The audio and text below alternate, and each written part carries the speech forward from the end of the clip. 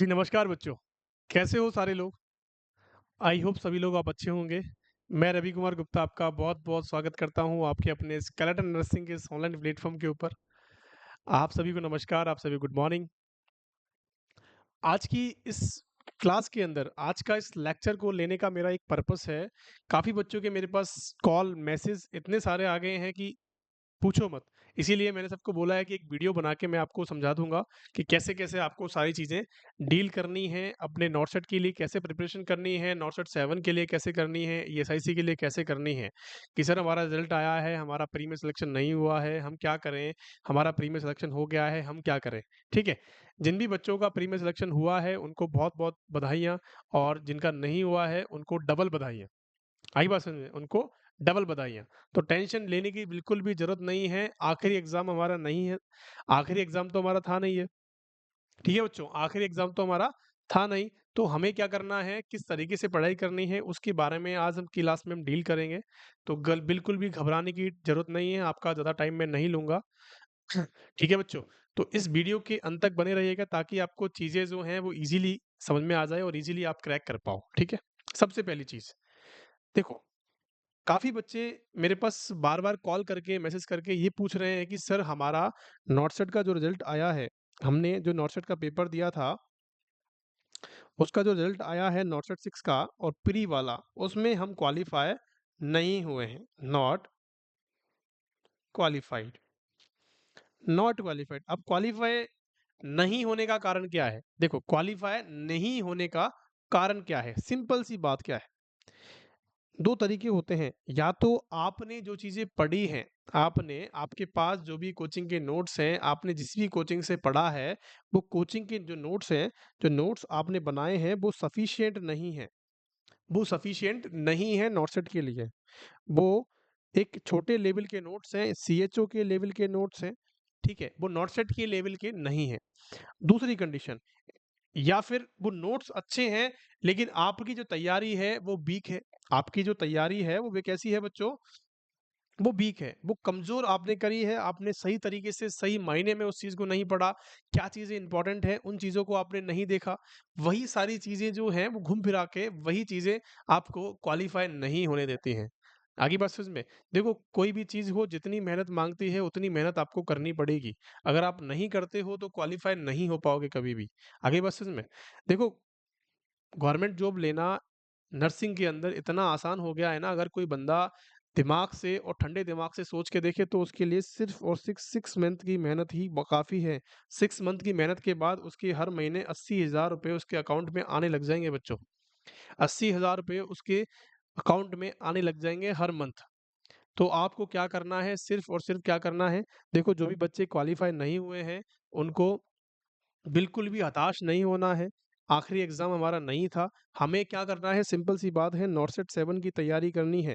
और नॉट-सेट 7 की तैयारी कैसे करनी है बच्चों? नॉट-सेट 7 की, ईएसआईसी की इतनी सारी वैकेंसीज़ आपके पास इस साल आई हैं। हमारी डीएसएसबी की वैकेंसी है, डीएसएसबी की वैकेंसीज़ भी आई हुई हैं और अभी जो हमारा आरएमएल है आरएमएल लखनऊ की है, बहुत सारी वैकेंसीज़ आपके पास हैं और ये आपका 100% ये मान लेना कि ये जो मौका है आपके पास, ये जो मौका है ना, ये इतना सुनहरा मौका है कि इस दौर में अगर आपने नर्सिंग करके आपने नर्सिंग कर रखी है, अगर आप जॉब लग गए, तो इसका मतलब समझना कि आप सफल व्यक्ति हो, आप अच्छे व्यक्ति हो, आपने अच्छी मेहनत करी है। क्योंकि इस टाइम पे कॉम्पिटिशन बहुत है। इस टाइम पे जो कॉम्पिटिशन चल रहा है, वो अलग लेवल का चल रहा है। आप समझ नहीं सकते इस चीज़ को। वो एक टॉप लेवल का चल रहा है, उस टॉप लेवल के रैंकर्स में आपको शामिल होना पड़ेगा, उस दौड़ के अंदर आप शामिल होना पड़ेगा। सब लोग इधर भाग रहे हैं लेकिन आपको इधर नहीं भागना है, आपको भी इधर ही इस रेस में ही भागना पड़ेगा, तभी आप सफल हो पाओगे। ठीक है बच्चों? अब क्या करना है? देखो हताश होके बैठने से कुछ नहीं होगा। नॉट-सेट 7 की प्रिपरेशन आप स्टार्ट कर दें आज से ही। नॉट-सेट 7 की जो प्रिपरेशन है वो कैसे होगी? कि सर हम कैसे करें? हमारे पास सितंबर का एग्ज़ाम है, सितंबर में कितने दिन बचे हैं कि मई, जून, जुलाई, अगस्त 4 महीने हमारे पास बचे हुए हैं, सितंबर में हमारा एग्ज़ाम कंप्लीट हो जाएगा। मैं कहता हूँ कि अगर कोई बच्चा शुरू भी कर रहा है तो 4 महीने में ही वो कोर्स को कंप्लीट कर देगा और रिज़ल्ट अपना अच्छे से अच्छा देख लेना। रिज़ल्ट अपना अच्छे से अच्छा देख लेना, ये मैं दावे के साथ कह रहा हूँ आपसे। करना क्या होता है? देखो करना क्या है, सिंपल सी कहानी है, सिंपल सी बात है कि आपको सिर्फ़ और सिर्फ़ क्या करना है, आपको जो भी आपके पास नोट्स हैं, जो भी आपके पास नोट्स हैं, अगर कोई बच्चा शुरू से शुरू कर रहा है, अगर कोई बच्चा शुरू से शुरू कर रहा है या नया बच्चा है जो कि क्या कर रहा है, उसको प्रिपरेशन करनी है, उसने मज़े के लिए नॉट सेट 6 दिया था। काफ़ी बच्चे होते हैं कि हमें एक्सपीरियंस मिल जाएगा, हम थोड़ा-सा देख लेंगे कैसा पेपर है। अब जो काफ़ी बच्चे जो हैं, वो नए शुरू से शुरू कर रहे हैं, तो नए शुरू से शुरू करने का पर्पज़ क्या है और कैसे करेंगे? देखो, जब भी हम कोई चीज़ नई शुरू करते हैं, जब भी हम युद्ध लड़ने जाते हैं अपने मैदान के अंदर, तो हमें बहुत सारी चीज़ों की ज़रूरत पड़ती है, भाले की ज़रूरत पड़ती है, बंदूकों की ज़रूरत पड़ती है, तलवारों की ज़रूरत पड़ती है। तो वो हमारे क्या हैं? वो हमारे क्या हैं? इक्विपमेंट्स हैं। और वैसे ही जब भी हम एग्ज़ाम देने जाते हैं बच्चों, तो हमारे जो इक्विपमेंट्स हैं, वो क्या हैं? नोट्स हैं। जो कि हमने खुद ने लिखे हैं। किसी भी कोचिंग को जॉइन करो, कोई फ़र्क नहीं पड़ता है। मैं नहीं कहता कि मेरी कोचिंग से ही आप पढ़ो। मेरी कोचिंग से ही कोई पढ़ने की ज़रूरत नहीं है। मैं जितना भी लेक्चर लेता हूँ, वो ऑनलाइन ही लेता हूँ, सारे यूट्यूब पे फ्री देता हूँ। मुझे मेरे पास कोई अभी ऐप नहीं है, इसीलिए मैं सारी चीज़ें ऑनलाइन आपके लिए फ्री में उपलब्ध करवा रहा हूँ।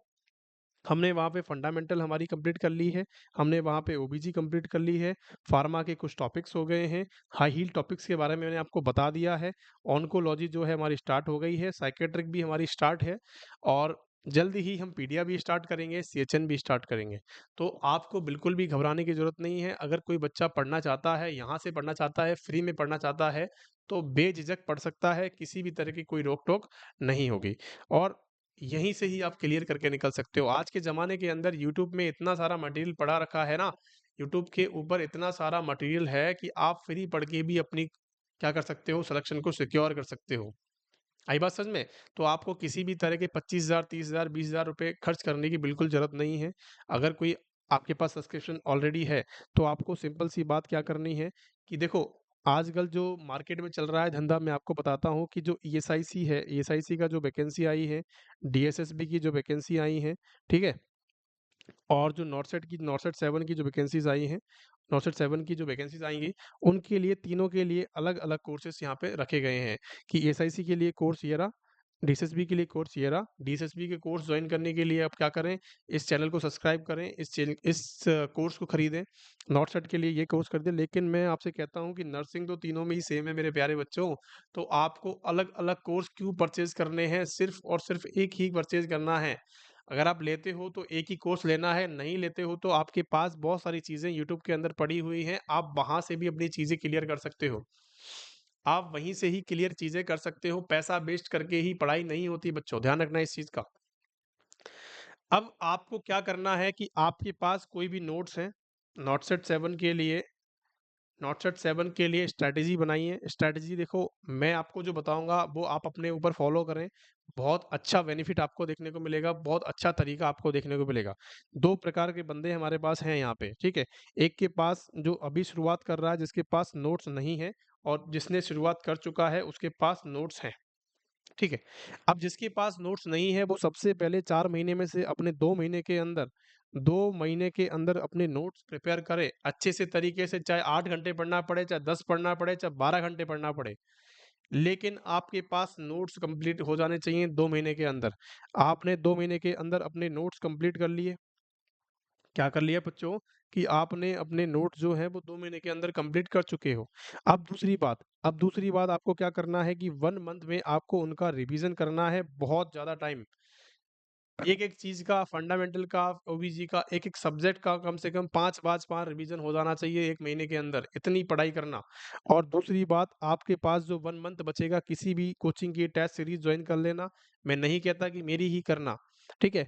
आप क्या कर लेना, किसी भी कोचिंग की टेस्ट सीरीज ज्वाइन कर लेना, ताकि आपको एक पैटर्न पता लग जाएगा कैसे क्वेश्चंस हमें करने हैं, कितना टाइम मैनेजमेंट हमें रखना है, उस बेसिक का आपको पता लग जाएगा। आगे बात समझ में, तो इस प्रकार से अगर आप फॉलो करते हो चीज़ों को तो 100% आपकी जो जॉब है वो सिक्योर हो जाएगी। ठीक है बच्चों? अब हमारे पास दूसरे तरह के बच्चे हैं जिनके पास नोट्स उपलब्ध हैं, लेकिन उनका सिलेक्शन जो है 2-3 बार नहीं हुआ है, 2-3 बार वो एग्ज़ाम दे चुके हैं। आपको बच्चों या तो नोट्स अपने मॉडिफ़ाई करने पड़ेंगे, ठीक है? या तो नोट्स आपके जो है वो मॉडिफ़ाई करने पड़ेंगे, मॉडिफ़ाई का मतलब आपको अच्छे नोट्स बनाने पड़ेंगे, अच्छी चीज़ों को पढ़ना पड़ेगा, ठीक है? और या फिर क्या कर सकता है, अगर आपके नोट्स अच्छे हैं तो आपकी जो पढ़ाई है वो आपको इम्प्रूव करनी पड़ेगी। अगर आपकी जो स्टडी है वो इम्प्रूव करनी पड़ेगी, अगर आप 4 घंटे पढ़ते हो तो आपको 6 घंटे पढ़ना पड़ेगा, अगर आप 6 पढ़ते हो तो आपको 8 घंटे पढ़ना पड़ेगा। आगे बात समझ में? तो इस तरीके से इस फिनोमिना के साथ आपको पढ़ाई करनी है। आपको सबसे पहले क्या करना है बच्चों, आपको लगातार 1 महीने के अंदर तो रिवीजन करना है मल्टीपल टाइम्स। 1 से 2 महीने के अंदर 2 महीने तक आप रिवीजन कर सकते हो, उसके बाद आप टेस्ट सीरीज़ जॉइन कर लेना। टेस्ट सीरीज़ के अंदर टेस्ट लगाना है। काफ़ी बच्चों का सवाल होता है कि सर हमने टेस्ट सीरीज़ जॉइन करी, लेकिन हमारे से 100 में से हमारे 50 क्वेश्चन ही ठीक होते हैं, 50 गलत हो जाते हैं। ठीक है? काफ़ी बच्चों का सवाल होता है कि सर 50 क्वेश्चन ठीक होते हैं, 50 गलत हो जाते हैं, या 30 क्वेश्चन सही होते हैं, बाकी गलत हो जाते हैं, या 20 क्वेश्चन सही होते हैं, हम पे आते ही नहीं है। किसी भी टेस्ट सीरीज़ को जॉइन करने का पर्पस ये नहीं होता कि आप क्या करो, उसमें अपने आप को आँको। टेस्ट सीरीज़ जॉइन करने का, टेस्ट सीरीज़ या टेस्ट लगाने का जो पर्पस होता है ना बच्चों, एक ही पर्पस होता है, और वो क्या होता है, टाइम को मैनेज करना। टाइम को मैनेज करना कि आप 90 मिनट के अंदर 100 क्वेश्चन कर पाते हो या नहीं कर पाते हो। यही क्राइटेरिया है कि आप 18 मिनट के अंदर 20 क्वेश्चन कर पाते हो या नहीं कर पाते हो, वही आपका टाइम मैनेजमेंट बताता है। टेस्ट सीरीज जो होती हैं वो अकॉर्डिंग टू कोचिंग संस्थान के अकॉर्डिंग होती हैं, वो कैसे क्वेश्चंस वहाँ पे देते हैं, उससे कोई फर्क नहीं पड़ता है प्यारे बच्चों। आपको सिर्फ और सिर्फ क्या देखना था, आपको सिर्फ और सिर्फ यही देखना है कि मेरा टाइम मैनेजमेंट जो है, मैं 20 क्वेश्चन कर पा रहा हूँ या नहीं कर पा रहा हूँ, सारे क्वेश्चनों को पढ़ पा रहा हूँ या नहीं पढ़ पा रहा हूँ। तो कभी भी अपनी टेस्ट सीरीज से अपने आप की अपनी नॉलेज को मत आंकना। ऐसा नहीं होता है कि 100% नहीं आंकना है, लेकिन थोड़ा बहुत तो आंकना ही पड़ेगा आपको कि आपने जो नोट्स पढ़े हैं वो सही है या नहीं है, क्वेश्चंस उनसे मिलते हैं या नहीं मिलते हैं, ठीक है? तो वही सारी चीज़ों को आपको रिपीटिशन मोड में रखना पड़ेगा ताकि चीज़ें जो होती हैं वो आसान हो जाएँ, ठीक है बच्चों? और दूसरी बात, आपने इस तरीके से आपने अगर पढ़ाई करते हो तो 100% क्या हो जाओगे, आप सफल हो जाओगे। नॉट 7 में मेरे साथ आप जॉब करोगे, मेरे से ओवर लोगे, मेरे को ओवर दोगे, ठीक है? मेरे साथ आप क्या करोगे, काम करोगे दिल्ली एम्स के अंदर। दिल्ली एम्स जब भी आओ तो ज़रूर मिलना, दिल्ली जब भी आओ तो ज़रूर मिल सकते हो आप। मैं आपके लिए हमेशा अवेलेबल हूँ। तो किसी भी तरह की कोई डाउट अगर होती है तो आप मेरे सपोर्टिव नंबर्स पे आप कॉल कर सकते हो। सपोर्टिव नंबर्स पे आप कॉल कर सकते हो, 9057064291। ये मेरा पर्सनल नंबर है। आपको कभी भी ज़रूरत पड़ती है तो आप मेरे कॉल मैसेज कर सकते हो। मैं आपकी आधी रात को भी मदद करने के लिए तैयार हूँ। ठीक है? आपको बस जुड़े रहना है हमारे साथ, चीज़ें पढ़ती रहनी है, रेगुलर चीज़ें पढ़नी है। अभी आपको नहीं पता होगा, लेकिन जो बच्चा मेरे से पढ़ रहा है, उसको पूछना जाके कि फंडामेंटल के अंदर मैंने क्या पढ़ाया था और एग्ज़ाम के अंदर क्या आया है। मैंने वही सारी चीज़ें पढ़ाई हैं जो एग्ज़ाम के अंदर पूछी गई हैं। क्योंकि यहाँ पे एक्सपेरिमेंट चलते रहते हैं दिल्ली एम्स के अंदर, और दिल्ली एम्स के अंदर जो प्रोफेसर्स होते हैं वो हमारी क्लास लेते हैं और वो वही पेपर सेट करते हैं। हमारी हमारी भी यहाँ पे क्लासेस होती हैं बच्चों। दिल्ली एम्स में जॉब लगने के बाद भी आपके कुछ सेशंस होते हैं, सीवीपी लाइन पे ड्रेसिंग, सी सीपीपी की केयर कैसे करें, बेड सोर के कैसे प्रिवेंट करें, उन पे केयर्स होती हैं, उन पे ईटी ट्यूब क्या होती है, सक्शन ट्यूब क्या होती है, उन सब पे क्या होती है, क्लासेस होती हैं। तो उन्हीं क्लासेस को हम अटेंड करते हैं और वहीं से हम थोड़ा-सा आइडिया लगाते हैं कि अब पे क्वेश्चन पेपर में क्या आने वाला है। आगे बात समझ में? और वही पेपर में क्वेश्चन आया जो मैंने आपको पढ़ाया था, आप यकीन नहीं मानोगे, आप अपने लोगों से, अपने जो मे बच्चा मेरे से पढ़ रहा है, वो उनसे पूछो। आई बात समझ में? तो और ईएसआईसी के लिए काफ़ी बच्चे फ़ोन करते हैं कि सर ईएसआईसी की प्रिपरेशन कैसे स्टार्ट करें? ईएसआईसी का देखो पेपर जो होता है वो नॉर्मल लेवल का होता है। लेकिन इस साल जो है वो यूपीएससी करवाएगा, तो यूपीएससी करवाएगा तो थोड़ा-सा मीडियम उसका लेवल रखेगा। मीडियम लेवल का पेपर आएगा, नॉट सेट लेवल का पेपर नहीं आएगा, इस बात का ध्यान रख लेना। मीडियम लेवल का मतलब आपको थोड़ा-सा अपर उठना है, बेसिक से अपर उठना है।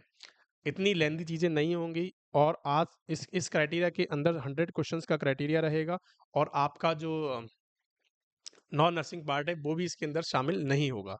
आगे बात समझ में? तो किसी भी तरह का कोई भी डाउट अगर आपको होता है तो आप मेरे से कांटेक्ट कर सकते हो। ठीक है बच्चों? नॉट सेट 7 के लिए मैंने, और जिस भी बच्चे का सिलेक्शन नहीं हुआ है उसको बिल्कुल भी 1% सोचने की ज़रूरत नहीं है, क्योंकि क्योंकि क्या होता है कि आपने सुना होगा कि हार के जीतने वाले को ही बाजीगर कहते हैं, कि हार के जीतने वाले को ही बाजीगर कहते हैं, तो आप बाजीगर हो बच्चों, ध्यान रखना इस चीज़ का। आपका एक बार सिलेक्शन नहीं हुआ, 2 बार नहीं हुआ, लेकिन तीसरी बार आप इतनी तगड़े विकेट झड़ाओगे, इतने अच्छे से विकेट झड़ाओगे कि सीधा क्लीन बोल्ड ही होगे। सीधा एम्स दिल्ली में आओगे, ऐरे-गैरे में नहीं जा पाओगे। क्या पता इसमें नॉर्थ सेट 6 में आप अगर सेलेक्ट भी हो जाते तो आपको शायद दूर मिल जाता, जाने का मन नहीं करता, ठीक है? जाने का मन नहीं करता अपने घरवालों से दूर। तो इसीलिए चीज़ों का होना बहुत ज़रूरी है और जो भी होता है लाइफ़ के अंदर अच्छा ही होता है। कभी भी डिमोटिवेट नहीं होना है इस चीज़ को लेके कि मेरा सिलेक्शन नहीं हुआ, ठीक है? जो भी भगवान जो करता है, जो भी ऊपर वाला जो करता है वो हमेशा अच्छा करता है। आपको बिल्कुल भी टेंशन लेने की ज़रूरत नहीं है, टेंशन ऊपर वाले को लेने दीजिए कि हमें हमारे लिए क्या करना है। समझ में आई बात? ये जो आपकी जो क्वालिफ़ाइड जो आप नहीं हुए हो, इसका भी कारण हो सकता है कि आप क्यों नहीं हुए हो, ठीक है बच्चों? तो क्वालिफ़ाइड नहीं होना मेजर टास्क नहीं है, ठीक है? आपने अगर मैं आपसे थोड़ी-सी बात करता हूँ कि अगर किसी बच्चे की 70 परसेंटाइल आई है, अगर किसी बच्चे की 70 परसेंटाइल आई है, किसी की 80 आई है, तो उसको सिर्फ़ क्या करना है, उसको 20 परसेंटाइल के लिए मेहनत करनी है। अगर किसी की 80 आई है, तो उसको 10 परसेंटाइल के लिए मेहनत करनी है। ज़्यादा मेहनत करने की ज़रूरत नहीं है अभी आपको। अभी सिर्फ़ आपको 10-20% ही मेहनत करने की ज़रूरत है, क्योंकि 70 तक तो आप पहुँच ही चुके हो, 70 या 80 तक तो आप पहुँच ही चुके हो। आपको उससे ज़्यादा मेहनत करने की ज़रूरत नहीं है, आपको 10-20% ही मेहनत करने की ज़रूरत है। इसीलिए कह रहा हूँ कि आपकी जो पढ़ाई है, उसमें बिल्कुल भी त्रुटि नहीं आनी चाहिए, किसी भी प्रकार का कोई भी डिमोटिवेशन आपके मन में नहीं आना चाहिए और निरंतर पढ़ते रहना है, निरंतर ही आगे चलते रहना है। आगे बात समझ में? Thank you so much for being there. इस हार को आपको अपनाना है और आगे बढ़ना है, ठीक है? Thank you so much for being there. इसी तरह पढ़ते रहें और बढ़ते रहें आगे। Thank you so much.